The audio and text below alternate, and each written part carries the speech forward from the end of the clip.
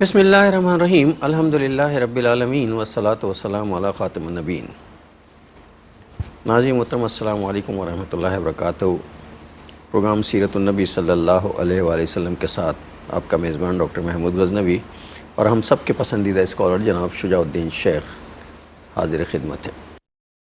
سیرت کے حوالے سے پچھلا پروگرام جو ہو رہا تھا، جب آپ نے ملاحظہ فرمایا ہوگا تو اس میں والدین کے حوالے سے، گھر کی تربیت کے حوالے، چونکہ یہ سارے رسول اللہ صلی اللہ علیہ وسلم کے سکھائے ہوئے طریقے ہیں جس پر ہم گفتگو کر رہے ہیں۔ خاندانی نظام، ہماری بدقسمتی یہ ہے کہ ابھی بھی، خیر بدقسمتی تو کا پرسنٹیج جو ہے کم ہے، خوش قسمتی ابھی زیادہ ہے کہ ہمارا خاندانی نظام کسی حد تک سلامت ہے، ورنہ تو بعض جگہوں پر تو خاندانی نظام ٹوٹ پھوٹ کے ختم ہو گیا۔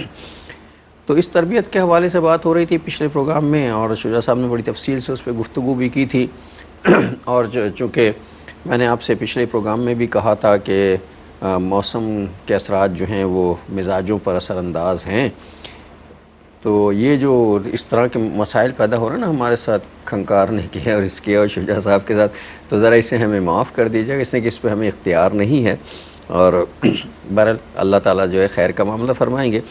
تو خاندانی نظام پر بات ہو رہی تھی، اور اسلام نے ایک مربوط، مضبوط، منظم اور پر اثر خاندانی نظام قائم کرنے کی ہدایت کی ہے، اور اس کو پروٹیکشن یعنی اس کو تحفظ فراہم کرنے کے لیے اسلام نے کچھ قوانین بھی مرتب کیے ہیں۔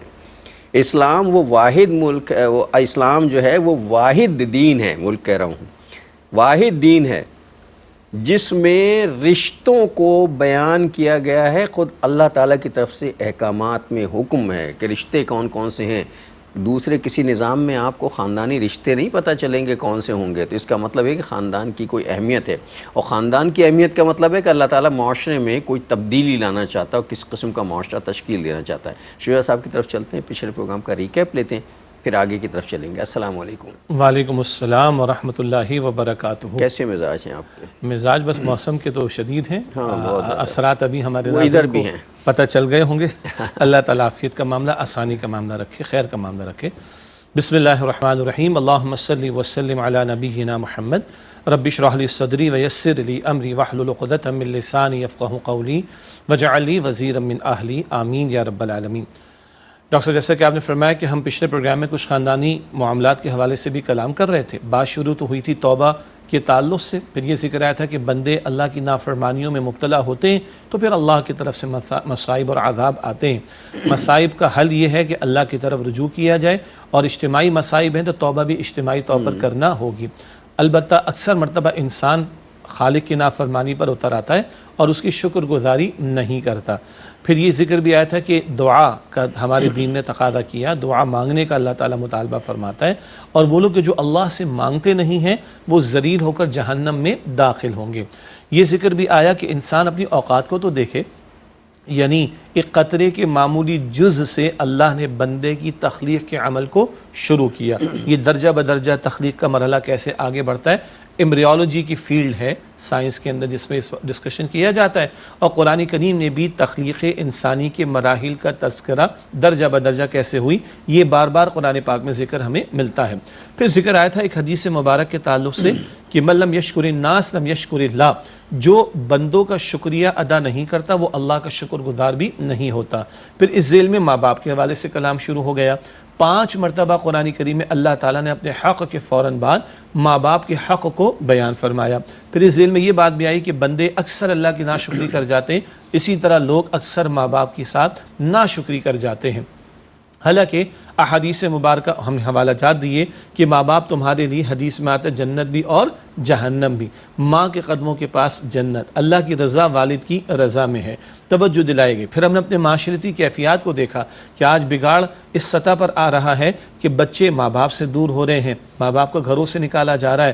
بعض آن لائن گیمز میں ٹارگٹس وہ دیے جا رہے ہیں کہ ماں باپ کو مار پیٹ کی جا رہی، معاذ اللہ۔ پڑھے لکھے گھرانے کے بچے اپنے ماں باپ کو اولڈ ہاؤسز میں، شیلٹر ہومز میں چھوڑ کر بھاگے چلے جا رہے ہیں۔ ان کیفیات پر ہم نے تذکرہ کیا۔ پھر ہم نے بات کی بعض اچھے گھرانوں کی مثالیں بھی ہیں، ان کو ہمیں کوٹ کرنا چاہیے۔ پھر ہم نے ذکر کیا کہ ایک خسارے والی فیملی ہے اور ایک اللہ کی رحمت پانے والی فیملی ہے. خسارے پانے والے جہنم میں ہوں گے, رحمت پانے والے جنت میں ہوں گے. آج جب زمین پر ہم زندگی بسر کر رہے ہیں تو گھروں کے نقشے کیا ہیں؟ اگر میں ایک باپ ہوں تو میری ترجیحات میں اولاد کے بارے میں کیا ہے؟ میں کھلا رہا ہوں, پلا رہا ہوں, ان کی صحت کے بارے میں فکر مند ہوں, ان کی تعلیم کے بارے میں فکر مند ہوں, ان کی جاب کے بارے میں فکر مند ہوں, کیا ان کے ایمان اور ان کی آخرت کے بارے میں فکر مند ہوں کہ نہیں؟ صبح اٹھے تو کارٹون بھی چل رہا ہے, گانے بھی چل رہے ہیں, اور ڈرامے بھی چل رہے ہیں, اور فلمیں بھی چل رہی ہیں. کیا صبح اٹھ کر اللہ کا ذکر ہو رہا ہے, نماز ادا کی جا رہی ہے, اللہ کا کلام کھولا جا رہا ہے؟ ان بہت سارے پہلوؤں کے تعلق سے پچھلی مرتبہ ہم نے کلام کیا تھا. جی, انہی موضوعات پر جو ہے وہ گفتگو ہو رہی تھی, اور یہ بات بھی آئی تھی کہ صاحب ہم نے اپنے اولاد کی تربیت کی طرف سے کوتاہی کی ہے. اس کے نتائج جو ہیں یہ ہمارے سامنے آئے. جن گھرانوں نے اپنے اولاد, اپنے خاندان کو سنبھال کے رکھا ہے, جوڑ کے رکھا ہے, تربیت کی ہے, دین سکھایا ہے, ان کے ہاں یہ مسائل نہیں ہیں. چھوٹے موٹے مسائل تو معاشرے کے رویوں کی وجہ سے آتے ہیں, سب گھروں میں آتے ہیں. اب یہ بھی نہیں کہہ سکتے آپ کہ صاحب اگر مولوی صاحب کا ہے, مفتی صاحب کا گھر ہے, ان کے مسائل ہوں گے ہی نہیں. ان کی بھی اولاد میں سے کسی ایک آدھ کے ساتھ کوئی مسئلہ ہو سکتا ہے, ایسا نہیں ہے. چونکہ جس معاشرے میں ہم رہتے ہیں اس معاشرے کے اثرات قبول کرتا ہے آدمی, سماجی اثرات. تو سب سے پہلا کام تو یہ. دوسرا جو اہم کام کرنے کا ہے والدین کو کیا, ہم سب کو کرنے کا ہے, وہ یہ کہ بھائی معاشرے سے, جو میں نے کہا تھا نا مفتی صاحب کے بیٹے کے پر بھی اثر آتا ہے, سوشل میڈیا کا, باہر کا, مارکیٹ کا, اس کا. تو سب سے پہلا کام جو ہمیں کرنا چاہیے من حیث القوم سب کو مل کر, کہ معاشرے سے برائیوں کا, جسے منکرات کہتے ہیں, اس کا خاتمہ کرنے کے لیے اپنا اپنا کردار ادا کرنا چاہیے, تاکہ ہمارے بچوں کا مستقبل محفوظ ہو جائے. اور یہ ہم سب کی مشترکہ ذمہ داری, اور یہ ہماری اولاد کے لیے یہ سب سے اہم کام ہے جسے ہم نہیں کرتے کبھی. اب دیکھیے یہ جو آپ نے بڑا اہم نقطہ ہے, اسی کو میں سمجھتا ہوں آگے بڑھا لیں. معاشرے سے منکرات کے خاتمے کی کوشش کرنا. دیکھیے ایک شخص اپنے گھر سے نکلتا ہے ڈاکٹر صاحب, اور جب سڑک پر آتا ہے موٹر سائیکل پر, گاڑی میں, تو دیکھتا ہے کہ گلی کے کسی سائڈ پر کچرا پڑا ہوا ہے, تھیلی کسی نے پھینکی ہوئی, گزر جاتا ہے, اسی کی تو سڑک ہے نا, میرے گھر تو دور ہے. واپس آتا ہے شام میں, ایک آدھ تھیلی اور ہوتی ہے, وہ اگنور کرتا ہے, نظر انداز کرتا ہے, وہ ایک کوڑا کنڈی بن جاتی ہے. 2-4 دن کے بعد کچرا کنڈی وہ کہتا ہے ٹھیک ہے, میں تو گاڑی میں جا رہا ہوں, میں تو موٹر سائیکل پر جا رہا ہوں. وہ کچرا کنڈی اچھا خاصا کچرے کی مارکیٹ بننا شروع ہو جاتی, اور وہ گلی سے وہ سڑک سے اس کی گلی تک آنا شروع ہو جاتی. ابھی بھی ہو سکتا ہے کہ کہہ دے کہ صاحب میں اپنی گاڑی کا شیشہ اوپر کر لیتا ہوں, موٹر سائیکل پر میں ہیلمٹ پہنتا ہوں, اور میں ناک ذرا بند کر کے گزر جاتا ہوں. تو چند دنوں یا ہفتوں کے بعد کیا ہوگا, وہ جو سڑک سے گلی تک آ گیا کچرا, اب کہاں جائے گا؟ اس کا تعفن ہوگا اور وہ گھر میں آئے گا, وہ گھر کے اندر آئے گا. تو اگر وہ انگلش میں تمہیں پتہ ہے نپ دا ایول ان دا بڈ, انگلش میں ہم کہتے ہیں برائی کو جڑ سے اکھیڑ دو. اگر وہاں وہ بند نہیں باندھیں گے تو سڑک سے گلی سے میرے گھر میں برائی پہنچے گی. اور ہم کون لوگ ہیں جنہیں برائی کے خاتمے کے لیے کھڑا کیا گیا؟ اللہ تعالیٰ نے نبی مکرم صلی اللہ علیہ وسلم کی ختم نبوت کے بعد ہمیں کھڑا کیا نا. سورہ آل عمران, امت وسط, جی امت وسط کہا, خیر امت کہا. سورہ آل عمران آیت نمبر 110 میں ہے, کنتم خیر امت اخرجت للناس, تم بہترین امت ہو جنہیں لوگوں کے لیے برپا کیا گیا. تأمرون بالمعروف وتنہون عن المنکر, تم بھلائی کا حکم دو گے, بدی سے روکو گے. اس امت کو تو کھڑا ہی اسی کام کے لیے کیا گیا ہے, اصلاح اپنی بھی, اصلاح گھر کی بھی, اصلاح معاشرے کی بھی, اصلاح پورے عالم کی کرنے کی کوشش کرنا. اس پورے عالم کی اصلاح کے لیے, بھلائی کے لیے, خیر کے لیے اس امت کو کھڑا کیا گیا. تو ہمیں تو آپ کو بڑا مشن دے کر بھیجا گیا. ہم نے خود نیک بننا نہیں ہے, دوسروں کو بھی نیکی کی دعوت دینی, بلکہ حکم دینے کی کوشش کرنی. ہم نے اکیلے بدی سے نہیں بچنا, دوسروں کو بچانے کی کوشش کرنی. یہ ہے اس خیر امت کی تأسیس, اس کے قائم کیے جانے کی وجہ. اور امتی تبھی ہم امتی کہلائیں گے جب امت والے کام کو انجام دینے کی کوشش کریں گے. حجۃ الوداع کا موقع تھا, نبی اکرم صلی اللہ علیہ وسلم نے گواہی لے لی, میں نے پیغام کو پہنچا دیا. اللہ تعالیٰ کو آپ نے گواہ بنا لیا, اے اللہ تو گواہ رہی, گواہی دینے میں نے پیغام پہنچا دیا. پھر حضور نے کیا فرمایا علیہ السلام, فَلْيُبَلِّغِ الشَّاهِدُ الْغَائِبُ, تم جس سے جو آج یہاں موجود ہے اس پیغام کو ان لوگوں تک پہنچا دے جو یہاں پر موجود نہیں ہیں. یہ ہے جو ذمہ داری امت کے کاندھوں پر ہے. اور یہ اصلاح معاشرہ, اگر ہم یہ کام نہیں کریں گے تو ہم خود متاثر ہوں گے, ہماری فیملی متاثر ہوگی, ہمارا گھرانہ متاثر ہوگا, اور اچھے بھلے دیندار گھرانے متاثر ہوں گے, اور ہو رہے ہیں آج. کیا وہ دیندار لوگ جو دن رات تبلیغ میں لگے رہتے ہیں, بیچاروں نے اپنی زندگی وقف کر رکھی ہے نیکی کے لیے, نیکی کرو, نیکی کرو, نیکی کرو. وہ بھی اس معاشرے میں جاتے ہیں تو کیا وہ محفوظ ہیں؟ کیا وہ کم تولنے والے سے بچے ہوئے ہیں؟ کیا وہ سود لینے والے سے بچے ہوئے ہیں؟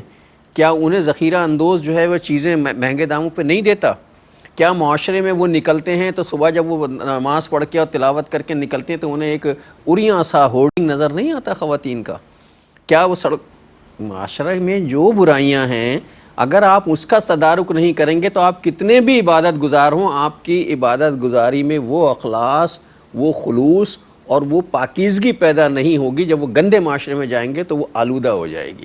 ہم معاشرے سے برائی کو ختم کر کے، تو یہ ہماری ذمہ داری نہیں ہے۔ ہماری ذمہ داری نیکیاں پھیلانا نہیں، برائی کو روکنا پہلی ذمہ داری، تب نیکی پھیلے گی۔ جی، اور دوسری بات کیا ہے کہ ہم معاشرے سے آئسولیشن میں رہ نہیں سکتے، ہم کوئی مریخ پہ نہیں رہ رہے، اسی زمین پر رہ رہے ہیں، اور اسی میں دن رات گزارا کرنا ہے۔ ہاں یہی کاروبار بھی۔ اچھا ایک اور فلسفہ ہے ڈاکٹر صاحب، بعض لوگ کہتے ہیں بھائی معاشرہ بہت برا ہو گیا ہے بھائی، تو اس کو اس کے حال پہ چھوڑ دو، اپنے کام سے کام رکھو۔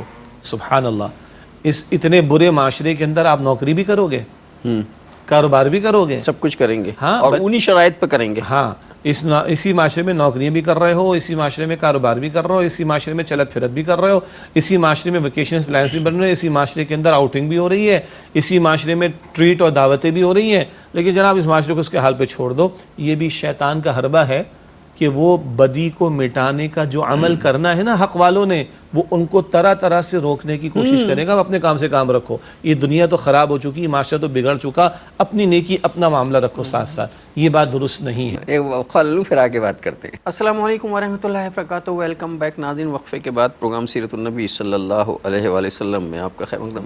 میں کہہ رہا تھا بھائی آپ کی بات، آپ کو بات کرنے کا مکلف بنائے گا، آپ بات کیجئے، سننے ماننے نہ ماننے کی ذمہ داری آپ کی تھوڑی ہے۔ اللہ کے نبی صلی اللہ علیہ وسلم کو اللہ تعالیٰ ارشاد فرما رہا ہے سورہ غاشیہ میں آخری پارے میں، فذکر انما انت مذکر لست علیہم بمسیطر، اے نبی علیہ السلام نصیحت فرمائیے، آپ تو نصیحت فرمانے والے ہیں، جبر کر کے ان سے منوانا آپ کی ذمہ داری نہیں ہے۔ تو پیغمبروں کی ذمہ داری نہیں تھی منوانے کی، بھائی یہ کسی اور کو ہماری کہاں ذمہ سے داری آ ہے۔ گئی؟ ہم بلکہ آپ نہیں، ہم اور آپ اپنے فریضے کو ادا کرنے پر بالکل فوکس رہیں، اور اس انداز سے جیسے اللہ کے پیغمبر علیہ السلام کے اسوہ سے ہمیں ملا، لَقَدْ كَانَ لَكُمْ فِي رَسُولِ اللَّهِ أُسْوَةٌ حَسَنَةٌ، یقیناً تمہارے لیے رسول اللہ علیہ السلام کی زندگی میں بہترین نمونہ موجود ہے۔ سورہ احزاب کی آیت نمبر 21۔ اللہ کے رسول علیہ السلام کی ذمہ داریوں کا بیان ہمیں ملتا ہے سورہ اعراف کی آیت نمبر 157 میں۔ سورہ اعراف آیت 157 میں، یأمرہم بالمعروف وینہاہم عن المنکر، اللہ کے نبی علیہ السلام ان کو معروف کا حکم دیتے ہیں اور منکر سے روکتے ہیں۔ یہ دونوں کام اللہ کے رسول نے کیے۔ ہم سے معروف کی بات کرتے ہیں، منکر کی بات نہیں کرتے۔ یعنی ایک اور فلسفہ ہے بھائی، میٹھی میٹھی، اچھی اچھی، ہلکی ہلکی، ٹھنڈی ٹھنڈی، سادہ سادہ، آسان آسان باتیں کیا کرو۔ اصل میں منکرات کو روکنے میں ٹکراؤ کا پہلو آتا ہے، ہم ٹکرانا نہیں چاہتے، تو جو اللہ کے بتائے ہوئے اصول کے مطابق معاشرے کی اصلاح میں ٹکرانے کو تیار نہیں ہے، وہ پھر کچھ بھی کرنے کو تیار نہیں ہے۔ میں دوبارہ عرض کرتا ہوں، ایک فلسفہ پیش کیا جاتا ہے، میٹھی میٹھی، ٹھنڈی ٹھنڈی، آسان آسان، اچھی اچھی باتیں کرو، اور بس جب سب لوگ اچھے ہو جائیں گے، بڑا زبردست فلسفہ ہے ڈاکٹر صاحب، سب لوگ اچھے ہو جائیں گے بھائی، معاشرہ اچھا ہو جائے گا، معاشرہ اچھا ہو جائے اچھا گا۔ لاکھوں لوگ اچھے ہو گئے، ہاں، وہ اسی معاشرے میں کاروبار بھی کر رہے ہیں، وہ اسی معاشرے میں نوکریاں بھی کر رہے ہیں، وہ اسی معاشرے میں بڑے بڑے عہدوں پر بھی بیٹھے ہیں۔ یہ وہ لوگ ہیں جو لاکھوں کی تعداد میں ہیں، کوئی کم نہیں ہے، لاکھوں کی تعداد میں ہیں، یہ سارے وہ اچھے لوگ ہیں جن کی تربیت ہو چکی۔ کیوں تبدیلی نہیں آ رہی بھائی معاشرے میں؟ کوئی تبدیلی نہیں آ رہی۔ اور اسی معاشرے کے اندر سود کا بھی دھندا چل رہا ہے، اسی معاشرے کے اندر ناپ تول کی کمی بھی ہے، اسی معاشرے کے اندر دو نمبری بھی ہے، اسی معاشرے کے اندر جھوٹ وعدہ خلافی بھی ہے، اسی معاشرے کے اندر جو ہے وہ دھوکہ دہی بھی ہے، اسی معاشرے کے اندر حقوق کی پامالی بھی ہے۔ تو بھائی یہ نہیں چل پائے گا معاملہ۔ چنانچہ آپ پچھلی قوموں کے معاملات کو دیکھیں، کیا پچھلی قوموں پر آنے والے عذاب کو نیکیوں کے چھوٹنے کی وجہ سے آئے؟ یہ عبادتوں کی کمی کی وجہ سے ہے؟ نہیں، بالکل نہیں۔ قرآن پاک پڑھ جائیے، ناپ تول کی کمی میں قوم شعیب مبتلا ہے، عذاب آیا ہے۔ ہم جنس پرستی کے گندے کام میں لوط علیہ السلام کی قوم مبتلا ہوئی، بڑے عذاب ان پر آئے۔ قوم کو ایک غلام بنایا فرعون اور آل فرعون نے، جبر کیا بنی اسرائیل پر، اللہ نے غرق کر دیا۔ اللہ تعالیٰ کا کلام بتا رہا ہے گناہوں کے ارتکاب کی وجہ سے قوموں پر اللہ کے عذاب آئے، اور یہاں کھڑا ہو کر کے کہتے ہیں بس یہ میٹھی میٹھی ہلکی ہلکی آسان بات کرو، نیکی نیکی کی بات کرو، گناہ کی بدی کی مٹانے کی بات نہ کرو، تو بھائی یہ قرآن سے مطابقت نہیں ہے۔ ہاں لیکن پتہ نہیں ہمیں شیطان، اصل میں ایک جملہ کہتا ہوں شعیب صاحب، وہ شاید اچھا نہ لگے سننے والوں کو، نیکی کی تعلیم دینا اچھی بات ہے لیکن پہلے برائی کا صفایا کر دیا جائے، نیکی خود بخود پروان چڑھنے لگے گی۔ اگر ہم کوئی پودا لگاتے ہیں اس کے گرد جو ہے خضرو پودے جو خود سے نکل آتے ہیں، آپ نے دیکھا نا کسان سب سے پہلے ان خضرو پودوں کو صاف کرتا تھا کہ یہ پودا پروان چڑھے، اگر وہ نہیں صاف کرے تو وہ خضرو پودے جو ہیں اس درخت کو پروان نہیں چڑھنے دیتے، تو نیکی کا پودا پروان نہیں چڑھے گا اگر یہ خضرو برائیاں جو ہیں۔ اس کے لیے چھوٹے چھوٹے پریشر گروپ بنانے پڑیں گے، لوگوں کو جا کے سمجھانا پڑے گا کہ اللہ کے بندے ہم تمہاری خیر خواہی کے لیے کہنا یہ مت کرو، نیکی وہ خود کر لے گا، جب برائی وہ چھوڑے گا تو اسے اندازہ تو ہوگا نا کہ میں برائی چھوڑ رہا ہوں، تو اس کا مطلب یہ ہے کہ یہ چھوڑوں گا تو کیا کروں گا، تو نیکی کرے گا۔ اور ایک اور پہلو یہ ہے، یہ دونوں باتیں ساتھ ساتھ بھی چلائیں، امر بالمعروف و نہی عن المنکر، پہلے بھی بات آ چکی ہے کئی مرتبہ، ایک نہیں، دو نہیں، تین نہیں، 10 مرتبہ یہ دونوں باتیں ایک ساتھ اللہ تعالیٰ نے بیان فرمائی ہیں قرآن کریم میں، ایک نہیں، دو نہیں، تین نہیں، 10 مرتبہ۔ تو بھائی فرائض اور واجبات کیا ہیں یہ بھی لوگوں کو بتائیے، حرام اور منکر کیا ہے یہ بھی لوگوں کو بتائیے۔ نماز ادا کر رہے ہو بڑا فضیلت کا عمل ہے، فرض بھی ہے، لیکن اگر حرام کا لباس پہن کے ادا کر رہے ہو نا اور مال حرام پیٹ میں جا رہا اور نمازیں ادا کر رہے ہو تو گڑبڑ ہو جائے گی، قبولیت نہیں ہوگی۔ پھر دونوں باتیں بتاؤ نا۔ بہرحال یہ پھر وہی بات آتی ہے کہ تصور دین کا درست کیا جانا ضروری ہے۔ تصور دین میں اگر بگاڑ ہوگا تو ہمارے فلسفوں میں، ہماری سوچ میں، ہماری فکر میں، ہمارے طرز عمل میں، ہمارے کاموں میں بھی بگاڑ کا معاملہ آ جائے گا، جیسے کہ اس وقت ہم کلام کر رہے ہیں۔ اور دیکھیے صرف نیکی پر مطمئن ہو جانا اور معاشرے کو اس کے حال پر چھوڑ دینا، ہم نے یہی کیا۔ آئیے اس کو بھی سمجھ لیں۔ اللہ کے رسول علیہ السلام کی حدیث ہے، آپ صلی اللہ علیہ وسلم نے فرمایا کہ اللہ تعالیٰ نے جبریل علیہ السلام کو فرمایا جاؤ فلاں فلاں بستی کو ہلاک کر دو۔ عرض کی یا رسول اے اللہ، جبریل عرض کرتے ہیں اللہ وہاں تیرے ایک بندہ ہے اتنا عبادت گزار ہے، اس نے پلک جھپکنے کی مقدار برابر تیری نافرمانی نہیں کی، اتنا عبادت گزار۔ جبریل گواہی دے رہے ہیں۔ اللہ تعالیٰ نے فرمایا کہ پہلے اس کو عذاب دو پھر دوسرے لوگوں کو عذاب میں مبتلا کرنا۔ ہماری نافرمانیاں معاشرے میں ہوتی رہیں اور یہ عبادتیں یہ اپنی تنہائی میں نیکیوں میں لگا رہا، اپنی ذات میں مگن رہا، اپنی روحانی ترقی میں لگا رہا، اپنے نفلوں میں لگا رہا، اپنی ذات تک محدود رہا، یہ بہت بڑا جرم تھا۔ پہلے اس کو عذاب دو پھر دوسرے لوگوں کو عذاب میں مبتلا کرنا۔ اللہ اکبر، یہ ہم بھول گئے اس چیز کو۔ یہ باتیں بتائی نہیں جاتی نا، ہم یہ باتیں لوگوں کو نہیں بتاتے، جی یہ حدیثیں نہیں بتائی جاتی، وہ تو جو ہے وہ مال خریدا ہوا مال واپس کرنے کی حدیث نہیں بتائی جاتی، اور یہ جو ہے جو بتایا کہ جبریل کا واقعہ جو ہے یہ نہیں بتایا جاتا لوگوں کو۔ تو بھائی ہم جو جس امت میں شامل کیے گئے، اس امت نے دوہری ذمہ داری ادا کرنی۔ پھر عرض کر رہا ہوں، خود عمل کرنا ہے نیک اور خود بھی بدی سے بچنا ہے، دوسروں کو نیکی کی دعوت دینی اور دوسروں کو بدی سے بچانے کی کوشش کرنی۔ اور یہ بدی سے بچانے کی کوشش کرنا کوئی نفلی کام نہیں ہے، یہ ایمان کا تقاضا ہے، ایمان کا حصہ ہے۔ یہ حدیث ہے مسلم شریف میں، من رأى منکم منکرا فلیغیرہ بیدی فإن لم یستطع فبلسانی فإن لم یستطع فبقلبی وذلک اضعف الایمان۔ جو کوئی تم میں سے منکر کو، بدی کو دیکھے اپنے ہاتھ سے بدل دے۔ اچھا روکنے کا ترجمہ ٹھیک نہیں ہے، فلیغیرہ، تغیر کسے کہتے ہیں؟ تبدیل کر دے، تبدیل کرنا، تو صرف روکنا نہیں بدل دے، یعنی کہ وہ اللہ کی اطاعت پر آ جائے۔ جو تم میں ہاتھ کی طاقت رکھتا ہے بدی کو دیکھے بدل دے ہاتھ سے، اگر ہاتھ کی طاقت نہیں زبان سے بدلے، اور اگر زبان کی طاقت نہیں تو دل میں برا جانے۔ لیکن یہاں فرمایا کہ وذالک اضعف الایمان، ایمان کا کمزور ترین درجہ ہے۔ اور اگر دل میں بھی برائی کو برا نہ جانے، جیسے آج ہم بہت سی چیزوں پہ کمپرومائز کر چکے، تو حدیث مبارک میں آیا وَلَيْسَ وَرَاءَ ذَلِكَ مِنَ الْإِيمَانِ حَبَّةُ خَرْدَلٍ، ایمان تو اس کے بعد پھر رائی کے دانے کے برابر بھی نہیں ہے۔ تو بھائی یہ کوئی آپشنل قسم کا کام نہیں ہے، یہ ساری امت کا کام ہے۔ ہاں یہ بات بھی میں ساتھ ساتھ عرض کر دوں کہ بہت سی دینی جماعتیں، حضرات اور دیندار لوگ جو خیر کا، دعوت کا، تبلیغ کا کام کر رہے ہیں، ہم معاذ اللہ اس کی نفی نہیں کر رہے، نہیں کام وہ بہت اچھا کر رہے ہیں، لیکن دن رات کھپا رہے ہیں اپنے آپ کو، لیکن اس میں مزاج قرآن کی طرف آئیں، مزاج رسول کی طرف آئیں صلی اللہ علیہ وسلم، ترتیب دین کی طرف آئیں کہ معروف کی تعلیم بھی دینی ہے اور منکر سے روکنے کی بھی کوشش کرنی ہے، اور اس کے لیے اجتماعی جد و جہد بھی ہم پر لازم ہے۔ عرض یہ کر رہا تھا، یہ ہمارے ایمان کا تقاضا ہے، اور اگر بدی کو بدی بھی نہیں سمجھ رہے تو ایمان تو رائی کے دانے کے برابر نہیں ہے، یہ اللہ کے رسول علیہ السلام فرما رہے ہیں۔ تو جہاں نیکی کی ترویج اور نیکی کی دعوت، نیکی کی تعلیم اور نیکی کا حکم دینا ضروری، وہیں بدی سے نفرت، بدی کو روکنے کی کوشش، بدی کو مٹانے کی کوشش اور اس کے لیے جد و جہد کرنا، یہ ہمارے ایمان کا تقاضا ہے۔ یہ کوئی آپشنل یا اختیاری یا نفل قسم کی شے نہیں ہے۔ اور اس کا آغاز بہت آسانی سے کیا جا سکتا ہے، مطلب کوئی کلیش نہیں ہوگا معاشرے میں کسی قسم کا۔ یہ تمام حضرات جو یہ کام کرتے ہیں وہ بڑے خلوص سے کرتے ہیں، اس میں کوئی شک نہیں ہے، اپنا پیسہ خرچ کرتے ہیں۔ یہ کسی کے گھر مہمان بھی نہیں بنتے، کھاتے بھی نہیں ہیں، کسی کے بستر پہ سوتے بھی نہیں، اپنا بستر ساتھ لے کے پھرتے ہیں، اپنا کھانا پینا ساتھ لے کے پھرتے ہیں، اللہ کی راہ میں اپنے آپ کو کھپاتے ہیں، سفر کرتے ہیں لمبے لمبے، زمینوں میں سوتے ہیں، تکلیفیں اٹھاتے ہیں، بہت نیکی کا کام کرتے ہیں۔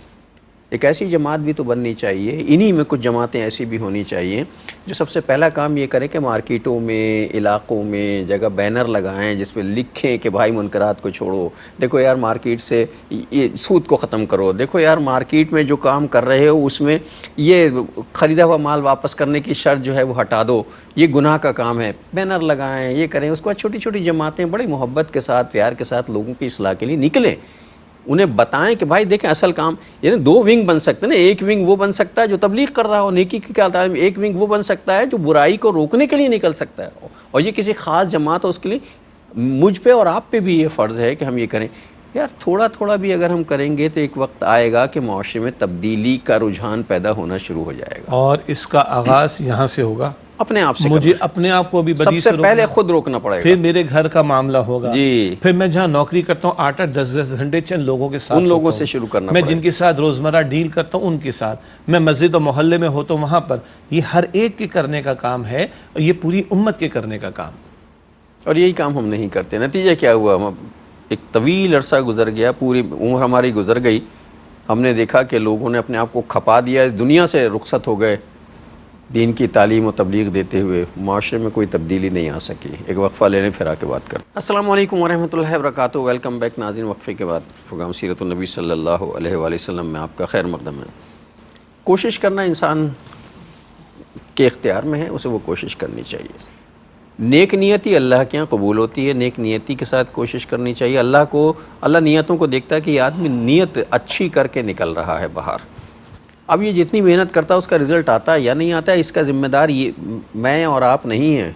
ہمارا کام صرف نکلنا ہے، ہمارا کام صرف برائی کو روکنے کی تعلیم دینا ہے، نیکی کو پھیلانے کی تعلیم دینا ہے، نیکی کی طرف راغب کرنا اور دلوں کو بدلنا یہ کسی اور کا کام ہے، یہ اللہ تعالیٰ کا کام ہے۔ تو اپنے حصے کا کام کریں۔ اللہ تعالیٰ ہوتا ہے نا، کہیں اگر ایک بات کو بار بار کہیں نا تو لوگوں پہ اس کا اثر ہونا شروع ہو جاتا ہے۔ میں نے جھوٹ کو بھی اگر 10 مرتبہ بولنا شروع کر، اللہ معاف کرے، تو وہ جھوٹ بھی سچ لگنے لگتا ہے۔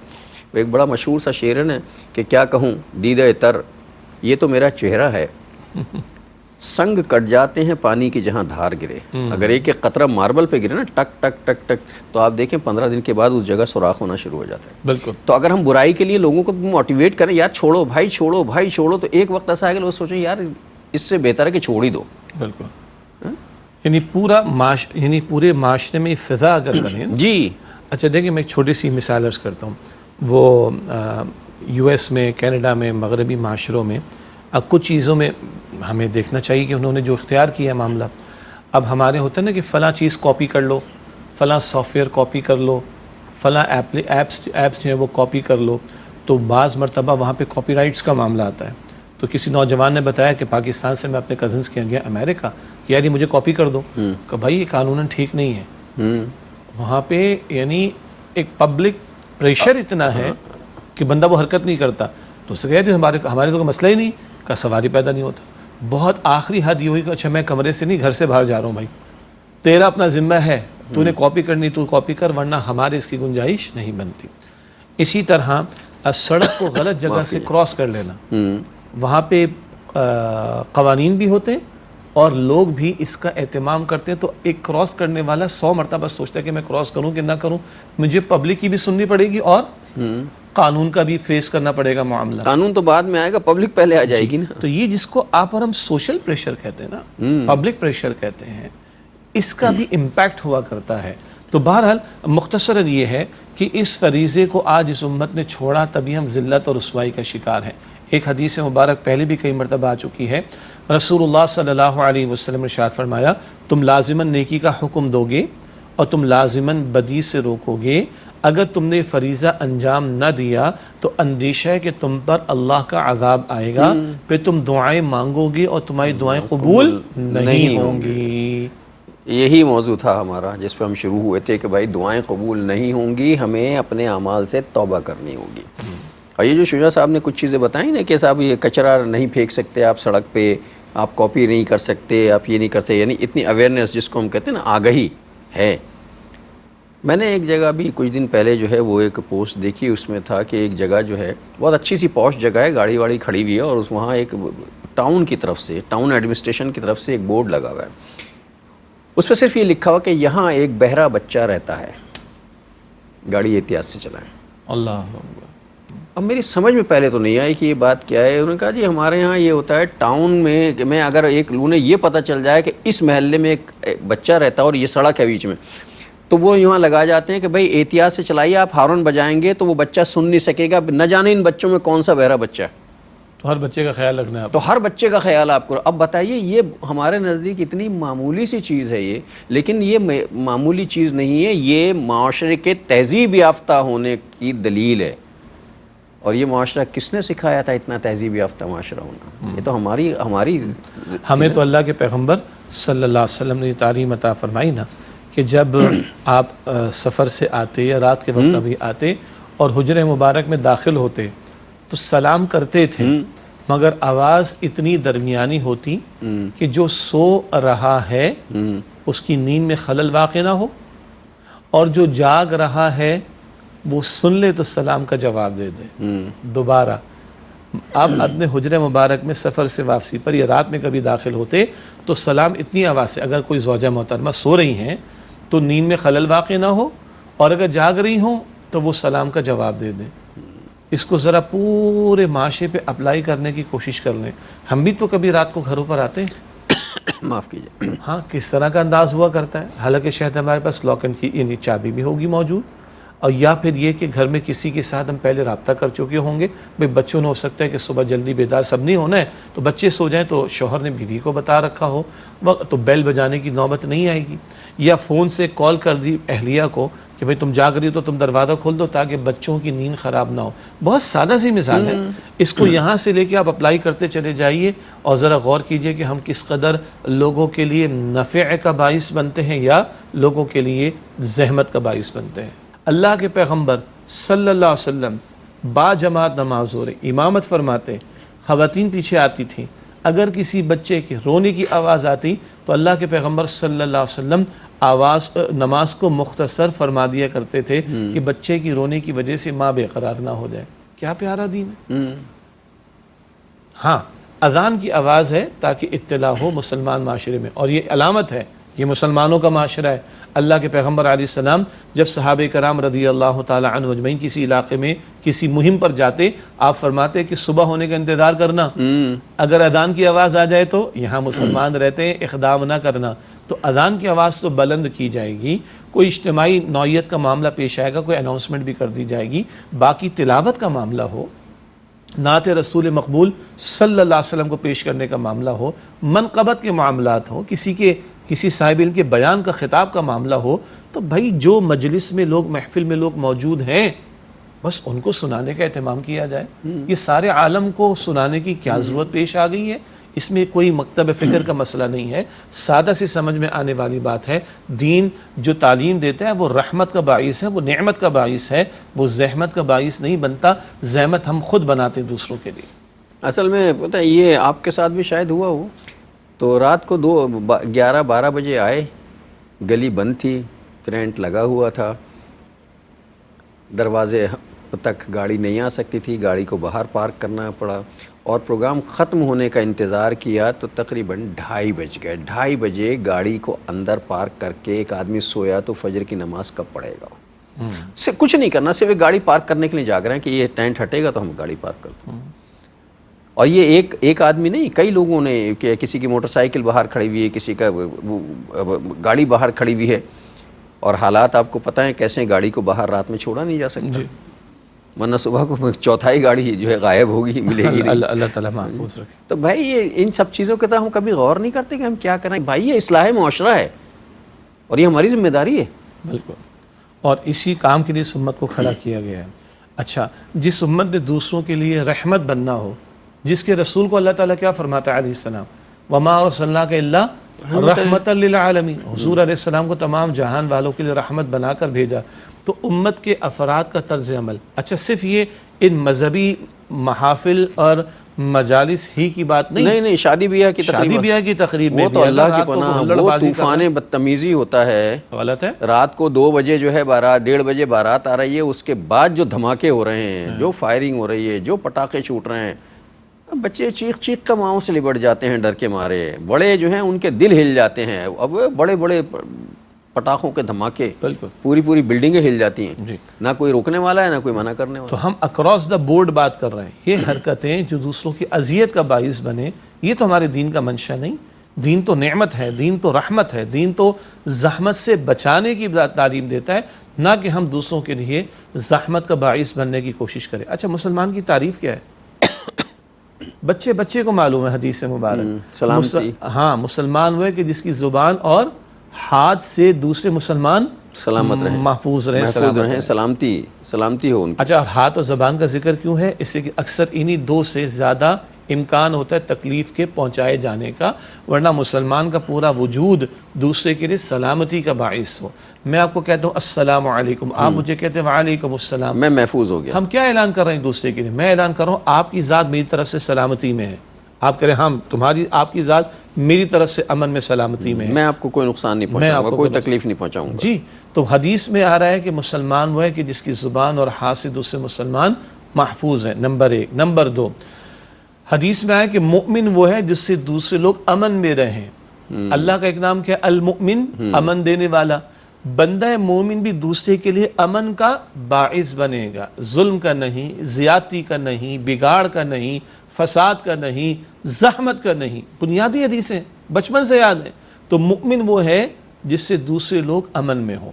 اب تیسری حدیث، معیارات بدل جاتے ہیں نا، اپنے لیے مجھے کچھ اور پسند ہے، آپ کے لیے معاملہ میں کچھ اور کرتا ہوں۔ حدیث میں آتا ہے کہ تم لا یؤمن احدکم حتی یحب لاخیہ ما یحب لنفسہ، تم میں سے کوئی ایمان والا نہیں ہو سکتا جب تک کہ اپنے بھائی کے لیے وہی بات پسند کرے جو وہ اپنے لیے پسند کرتا ہے۔ تو بھائی رات کو مجھے سکون سے نیند آئے، میں پسند کرتا ہوں نا، وہ نہیں پسند کرتے۔ میری نیند میں خلل واقع نہ ہو، میں پسند کرتا ہوں نا۔ میرے گھر میں میری ماں، میرا باپ اگر بوڑھا ہے، پیشنٹ ہے، اس کی نیند میں خلل واقع نہ ہو، میں پسند کرتا ہوں نا۔ میرے بچے چھوٹے ہوں، یہ وحشیانہ فائرنگ جو کرتے ہیں، میں اللہ کی قسم اٹھا کر عرض کر رہا ہوں، جب میرے محلے میں اس طرح کی حرکتیں، جہاں ہماری رہائش تھی پہلے، میں 115 کو فون کرتا تھا، خدا کی قسم اٹھا کر۔ یہ کیا مذاق لگا رکھا ہے رات کو 2:30 بجے 4th فلور پہ اگر رہائش ہے ہماری، اور وہ وائبریشن جس کو آپ بیان کر رہے تھے، بچوں کے دل دہل جاتے ہیں۔ یہ قاتلانہ طرز عمل ہے۔ میری طبیعت خراب ہو جاتی ہے اس وائبریشن سے۔ اگر اس وجہ سے کسی بچے کی یا کسی بیمار کی ہلاکت ہو جائے، یہ قاتلانہ طرز عمل نہیں؟ کیا مذاق بنا کے رکھا ہوا ہم نے؟ تو عرض یہ کر رہا تھا کہ ہم اپنے لیے تو یہ پسند کریں، اور جب ہم کچھ کرنے پر آئیں، چاہے وہ شادی بیاہ کا موقع ہو، وہ دین کی نسبت سے کوئی مجلس اور محفل کا موقع ہو، اور بے ہنگم قسم کا ڈیگ اس میں استعمال ہو، بے ہنگم قسم کی فائرنگ ہم کر رہے ہوں، اور آزادانہ وحشیانہ انداز سے ہم منانے کی باتیں کر رہے ہوں، تو بھائی یہ کون سا ایمان ہے؟ بس اللہ تعالیٰ کون سا ایمان ہے؟ اللہ تعالیٰ ہمیں ہدایت دے اور اپنی حفظ و امان میں رکھے۔ ناظرین، یہ ساری باتیں جو ہیں وہ صرف اصلاح احوال کے لیے کی ہیں، اس سے قطعی ہمارا یہ مطلب نہیں ہے کہ ہم جو ہیں وہ تنقید کر رہے ہیں، تنقید نہیں کر رہے، اصلاح کی بات کر رہے ہیں۔ یہ ہماری ذمہ داری ہے اور ہمیں یہ کام کرنا ہے، یہ آپ کی بھی ذمہ داری ہے، آپ کو بھی یہ کام کرنا چاہیے۔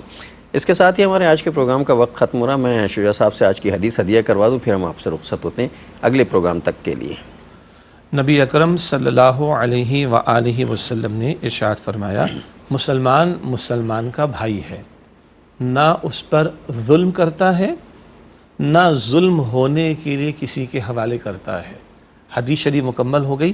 اللہ ہمیں ظلم کرنے سے بھی محفوظ رکھے، اور اگر ہمارے بھائیوں پر ظلم ہو رہا ہو تو ظلم سے بچانے کی کوشش کرنے کی توفیق عطا فرمائے، آمین یا رب العالمین۔ اور ناظرین محترم، اس کے ساتھ ہی ہمارے آج کے پروگرام کا وقت ختم ہوا۔ جناب شجاع الدین شیخ اور اپنے میزبان ڈاکٹر محمود غزنوی کو اگلے پروگرام تک کے لیے اجازت دیجیے۔